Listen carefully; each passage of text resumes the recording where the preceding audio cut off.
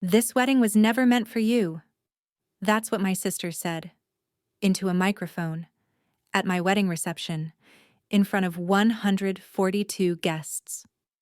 A collective gasp rippled through the ballroom, louder than the string quartet that abruptly faltered mid-note. Then, silence. Just her voice. Clear, cold, unapologetic. She stood under the amber lighting, framed by the very floral arch I had chosen 6 months ago, holding a champagne glass like it was a gavel. She wasn't smiling anymore.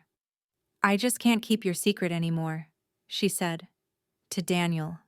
To my groom.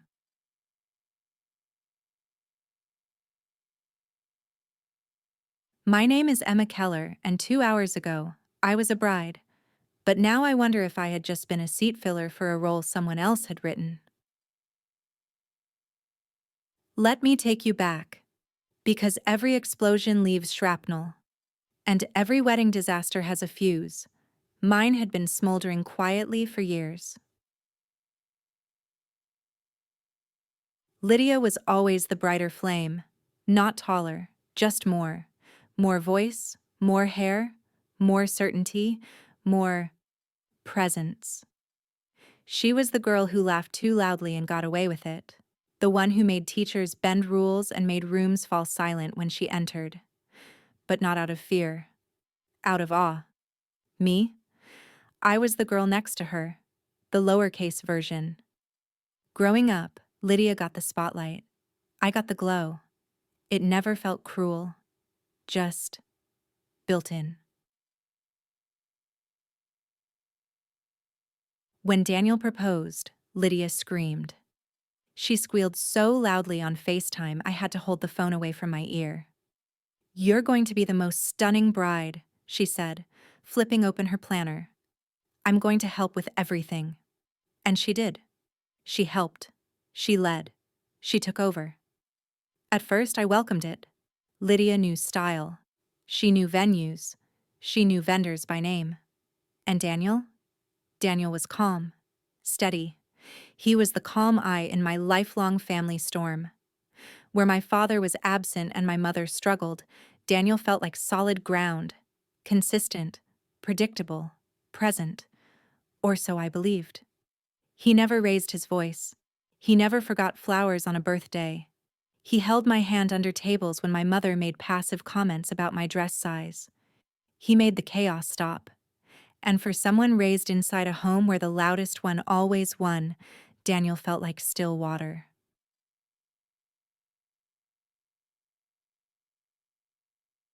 But then the planning took a turn. Lydia's help became ownership. She changed the florist without asking. She vetoed the cake flavor, said lemon poppy seed was too niche. She rewrote our seating chart and called it aesthetic optimization. It reminded me, dimly, of my high school graduation party. The one where Lydia gave the impromptu family speech. It was supposed to be my night. But somehow, she made it hers. Daniel said nothing when Lydia changed things. Sometimes I caught him watching her with a strange expression, not fondness, not anger, something quieter. Guilt? A week before the ceremony, Lydia handed me a gift. "Something borrowed," she said softly, wrapping the ribbon herself. Inside, a silver locket. Small. Worn. "I used to wear it every day," she said. Figured it deserved a second walk down the aisle. Daniel walked in just as I opened it. He stopped cold. Only for a second, but enough to notice. "Hey," I said. "You okay?" He forced a smile. Too fast. "Yeah, just looks familiar." Lydia's eyes locked with his. She said nothing. The silence stretched longer than it should have, and the air between them wasn't empty. It was loaded.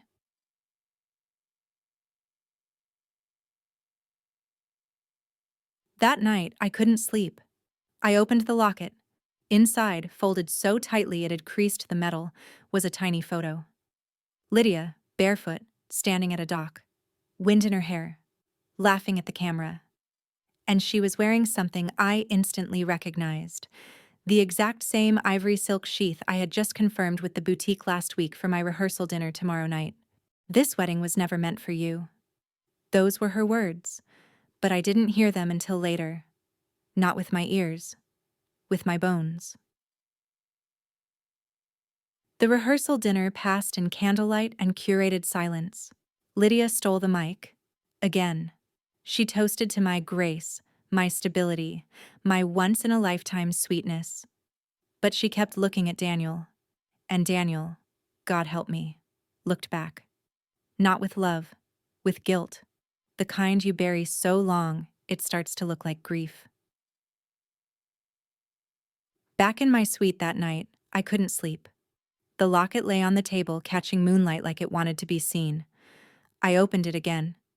Lydia's photo smiled back, but something pressed against the hinge. Something thin. I pried it out. A folded slip of paper, worn at the corners. I unfolded it. 5 words, scrawled in her handwriting. I forgive you. Even if you can't say it out loud. That was all. No name, no context, no signature. But my skin went cold, because it wasn't addressed to me. The next morning, wedding day, hair, makeup, lace, lipstick, highlighter. But nothing could cover the scream inside my chest. I walked like a marionette through every motion. Zipped dress, pinned veil, last-minute photos with relatives who barely knew my middle name. Every smile I gave felt like it belonged to someone else. The walk down the aisle felt like the longest stretch of theater I had ever performed. Each guest stood, each camera clicked, and there I was.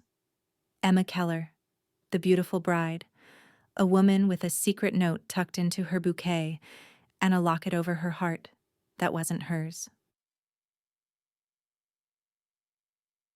When I reached Daniel, I took his hand. It was warm, but shaking. So was mine. The officiant began. People watched with misty eyes. I didn't hear a word until it was time for the vows.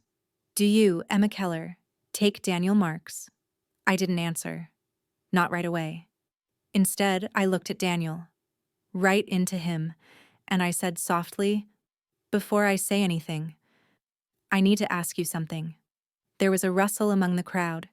My mother's head tilted. Lydia's smile vanished. Daniel blinked. Emma? I pulled the note from my bouquet, held it between us. Did you write this? I asked. Or was it for you? From her? He froze. The entire room went silent. Even the air. He opened his mouth. But no words came. I looked past him, at Lydia. Her eyes widened. She stood, knocking over her chair. Emma, don't what? I said. The mic picked up my voice. Too loud, too sharp. But it didn't matter anymore. The silence cracked first. Not with words, with sound. The clink of a champagne flute tipping. The scuffle of a heel on marble. A single cough stifled too late. The quiet panic of 100 people trying not to be the first to move. I stood with the mic in one hand, the note in the other. I forgive you, even if you can't say it out loud. I read it again. Not to Lydia, not to Daniel, to everyone. Then I looked at him, straight into his eyes. Was this meant for you? I asked. Did she write this? For you? Before I even put on the dress she wore first? Daniel paled, not just in the cheeks, all over. The blood drained from his face like a man watching a car crash that hadn't stopped happening. He looked around desperately, at Lydia, at his parents, at mine. No one moved. No one came to save him. His shoulders slumped, like something ancient had finally caught up to him. He stared down at his polished wedding shoes, then looked up, voice trembling. And the word tore from his throat, ragged, awful. But the mic caught it perfectly. Yes. Gasps. Louder this time. Not surprise, confirmation. A wave of whispers rose across the pews like a hiss of steam under pressure. Buzzing. Electric. Ugly. My cousin dropped her phone. The clatter echoed through the cathedral. My mother pressed a hand to her mouth, eyes wide with horror. My father just stared ahead, face ashen, as if his body had stayed, but his soul had left hours ago. And then, "Emma, don't." Lydia stood so fast she knocked over her chair. I didn't even turn fully toward her. "Don't what, Lydia?" I said, my voice dangerously soft but slicing through her panic like a blade. "Don't speak the truth you tried to bury in a locket?" She opened her mouth, but no words came. I turned back to Daniel. "You stood there," I said, "while I picked a dress your ex once wore, while I held her locket in my hands, while your sister planned my vows and menus and first dance, and you let her." He tried to speak. I didn't let him. "Did you think I wouldn't notice? Or did you want me to? You both stood there while I built a life on ground you'd already hollowed out." He shook his head, whispering, "It wasn't like that." "It's always like that," I said. Quieter, but absolute. I turned to the crowd, to the strangers dressed like celebration and now watching a woman dig her own exit. "There's not going to be a wedding today," I said. Gasps again. The officiant looked down at his binder like it might suddenly contain answers. My mother sat frozen. Elise, my maid of honor, looked at me with tearful steadiness. I found her eyes, walked to her, and gently pressed the bouquet into her hands. Not a handoff, a release. "Hold on to this," I whispered. "I'm done pretending." She nodded silently. The flowers trembled in her grasp. Lydia stepped forward again. Low, urgent. "Emma, you're ruining everything." I looked her in the eye. Calm, clear, no tremor. "You didn't ruin my wedding, Lydia. You revealed the rot underneath it.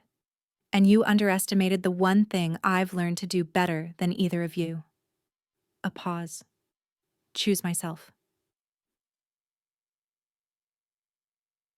I didn't run. I didn't cry. I walked. Down the aisle, past pews filled with people who had smiled at me over appetizers, their faces now painted with shock, pity, confusion, and maybe, just maybe, respect. My heels tapped softly over the marble. I didn't look back. Not at the man who lied. Not at the sister who thought she could rewrite the story. I looked forward, to the door, and the world beyond it. The hardest part wasn't walking away from the altar. It was waking up the next morning and realizing I didn't belong to anyone's future anymore. Not his. Not hers. Not even the version of myself I'd stitched into centerpieces and seating charts. By the second day, my private heartbreak had become public consumption. A well-meaning cousin forwarded me a link. "Didn't know someone recorded this?" The YouTube thumbnail was a blurry still of me at the altar, bouquet trembling in one hand. Title, in bright red, "Bride exposes groom's affair." With her sister? Shocking wedding mic drop. Later, TikToks showed up. Someone set it to a Taylor Swift song. Someone else narrated it like a true crime recap. "Watch her hand off the bouquet at 6:38. Literal chills." My phone buzzed nonstop. Friends, old classmates, mutuals I hadn't seen in years. I glimpsed a headline on a gossip blog. "Wedding drama turned savage. Sister stole the spotlight. Bride walked." And I felt it. That slow, sickening disconnect between what you live and what the world turns it into. My pain, repackaged as content. My collapse, algorithm-friendly. I turned off notifications. My story wasn't for their consumption. I stayed with Elise that first week. She didn't ask questions. She just handed me the spare key, poured me a glass of wine, and said, "You don't owe anyone grace right now. Just rest." The nights were quiet, except in my head. I spent hours on her couch in borrowed sweatpants, staring at the ceiling, wondering when the ache would stop moving from my chest to my throat and back again. I scrolled through old photos of me and Daniel, us laughing near a lighthouse, him kissing my forehead over birthday cake. At first, I searched his eyes for signs. Some glitch in the smile, some warning I'd missed. There weren't any. Or maybe I'd loved too hard to see them. Eventually, I moved every photo into a hidden folder. Not deleted, just distant. Like ghosts in a room I no longer visited. Lydia called 3 times.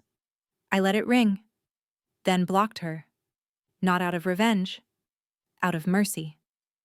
Because the only thing worse than being betrayed by someone you love is learning they still think they're the victim. Daniel emailed me once. Subject: I'm sorry. Body: I can't take back what I broke. I just hope someday you find something better than I ever could have given you. You always deserved more honesty than I had in me.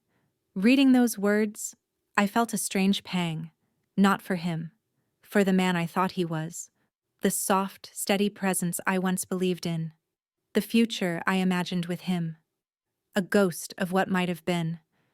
But that version of him, of us, had already collapsed. I dragged the email into a folder labeled unfinished. Didn't open it again, didn't answer, didn't need to. Some things ache less when you leave them alone.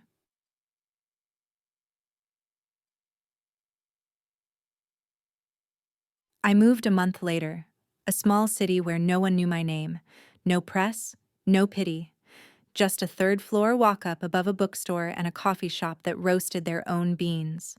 The apartment had imperfect plaster walls, radiators that hissed like old men with secrets, and afternoon sun that lit the entire bay window in gold, catching dust motes midair like confetti. Every creak in the floorboards under my bare feet felt like settling into my own skin. I shelved my books without alphabetizing. I put up mismatched art. I drank coffee in silence and didn't apologize for how I liked it. No one adjusted my playlist. No one commented on my outfit. And the stillness didn't scare me. It held me.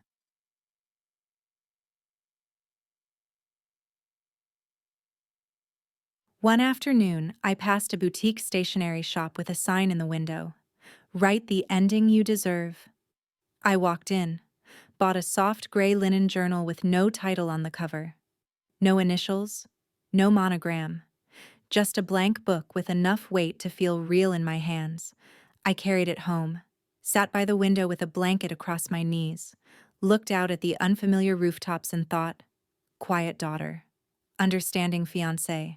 Footnote: I had worn so many names that were never really mine. I opened the journal, held the pen like a vow, and wrote, "Today, I make no promises to anyone but myself. I will not shrink again. I will not mistake silence for love. And I will never again hand over my story for someone else to narrate." It started with a knock on the door and a crooked smile. Not metaphorically, literally. A man named Theo moved into the building 2 floors below. He knocked on my door to ask if the radiators in my unit also made that weird coughing sound when the heat kicked in. They did. That was the beginning. He was nothing like Daniel. He didn't speak like he'd been rehearsed. He wasn't graceful or polished or endlessly agreeable. He spilled coffee, laughed at his own jokes, took an absurd number of photos of street signs. But when I spoke, he didn't just listen. He noticed. And more importantly, he never tried to finish my sentences. For the first time, I didn't try to win someone. I didn't become quieter or sweeter or smaller. I didn't apologize when I needed space. He never asked why I didn't talk about my past. And when I did, eventually, he didn't flinch. He just nodded and said, "You walked out of something burning. That means you knew it wasn't home." I started drawing again. At first, just messy sketches in the margins of my journal, rooftops, coffee cups, hands holding books. Then one morning, I sketched my old locket. Not because I missed it, but because I wanted to remember it as a turning point, not a scar.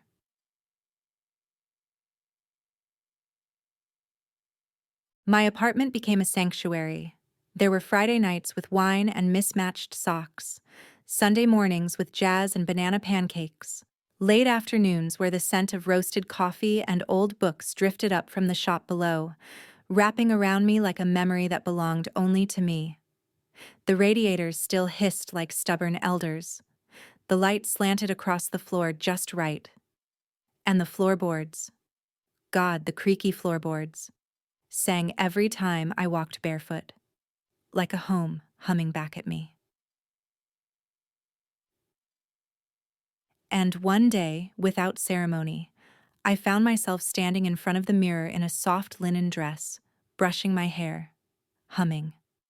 I look like me, not a version curated for approval, just Emma, complete, untethered, enough. It wasn't about Theo. It wasn't about revenge. It wasn't about closure from Lydia or Daniel. It was about choosing to stay in a life that didn't ask me to disappear in order to be loved. On the 1-year anniversary of the wedding that never was, Elise came to visit. She brought wine, a lemon tart, and a card that said simply, "You didn't lose a wedding. You reclaimed a whole life." We lit candles. We laughed. We did not toast to survival. We toasted to sovereignty. That night, I wrote again in my journal, not out of pain, out of peace. I paused before putting pen to paper. The room was quiet, my breath even. Outside, the city moved. But inside, nothing demanded. And then I wrote, it was never about walking down the aisle. It was always about walking back to myself. I am no one's second choice. I am not someone's silence. I am mine. And somewhere deep inside me, the girl who once whispered, "I do," because it was expected, smiled. Because now, when I say yes, it's only ever to myself first. It's been 5 years since the day I walked away from the altar. Not toward revenge, not into bitterness, but into something quieter. Myself. I didn't get the wedding, but I got the truth. And I've learned, the bravest thing a woman can do isn't stay silent. It's rewrite the ending, even when the world is watching. And if you've ever been told to shrink, to stay, to smile through betrayal, I hope you know this. You don't need a ceremony to choose yourself. You just need the moment and the courage to say, "This isn't love. This is erasure. And I'm not disappearing anymore." Soft breath, slight pause. If this story moved you, leave a comment, share it with someone who needs to hear it, and don't forget to subscribe for more real, raw, human stories like this one. Because somewhere out there, someone is standing in white, about to choose her own name.